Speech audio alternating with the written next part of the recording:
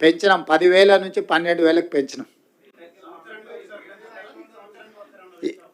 ఇప్పుడు వెసులుబాటును, ఆర్థిక పరిస్థితులు మనకున్న వెసులుబాటును బట్టి 10,000 నుంచి 12,000 రూపాయలకు పెంచుకోవడం జరిగింది. అదేవిధంగా భూమి లేని వ్యవసాయ కుటుంబాలకు కూడా 12,000 రూపాయలు ఇవ్వాలని నిర్ణయించుకోవడం జరిగింది. ప్రభుత్వానికి ఉన్న ఆదాయ వనరులను ప్రభుత్వం ఆదాయం పెంచడం, పేదలకు పంచడం మా ప్రభుత్వం యొక్క విధానం. ఎంత వెసులుబాటు ఉంటే అంత వెసులుబాటుతోటి రైతులకు మేలు చెయ్యాలన్నదే మా ఆలోచన.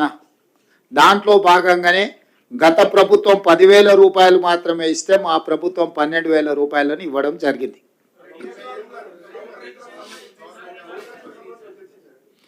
ఆ విషయాల మీద గతంలో చాలా చర్చలు జరిగినాయి.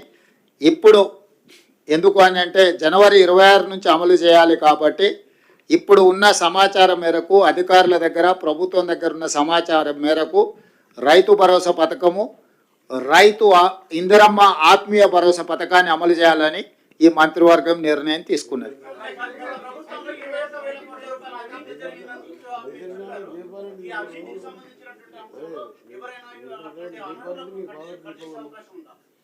ఇప్పుడు గతంలో ఏం జరిగిందో దాని వెనక్కి వెళ్తే కేసీఆర్ కుటుంబము 1000 సంవత్సరాలు జైలు శిక్ష అనుభవించాల్సి వస్తుంది.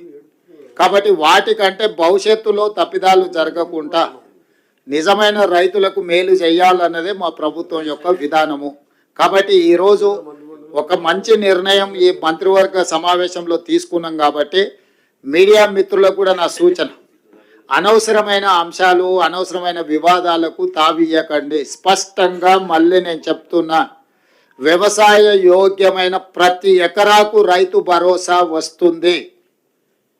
ప్రతి ఎకరాకు సంవత్సరానికి 12,000 రూపాయలు ఇవ్వడం జరుగుతుంది. భూమి లేని వ్యవసాయ రైతు కుటుంబాలకు సంవత్సరానికి 12,000 రూపాయలు నగదు ఇవ్వడం జరుగుతుంది. ఆ పథకం పేరు ఇందిరమ్మ ఆత్మీయ భరోసా. రేషన్ కార్డులు జనవరి 26 నుంచి రేషన్ కార్డులు లేని వాళ్లకు రేషన్ కార్డులు ఇవ్వడం జరుగుతుంది. 3 అంశాల మీద ఈ మంత్రివర్గంలో సానుకూలమైన, ప్రజలకు ప్రయోజనం చేకూర్చే నిర్ణయాలు తీసుకున్నాము. మీడియా మిత్రులు ఈ 3 అంశాలను ప్రజలకు చేరవేయాల్సిందిగా కోరుకుంటూ మీ అందరి దగ్గర సెలవు తీసుకుంటున్నాను.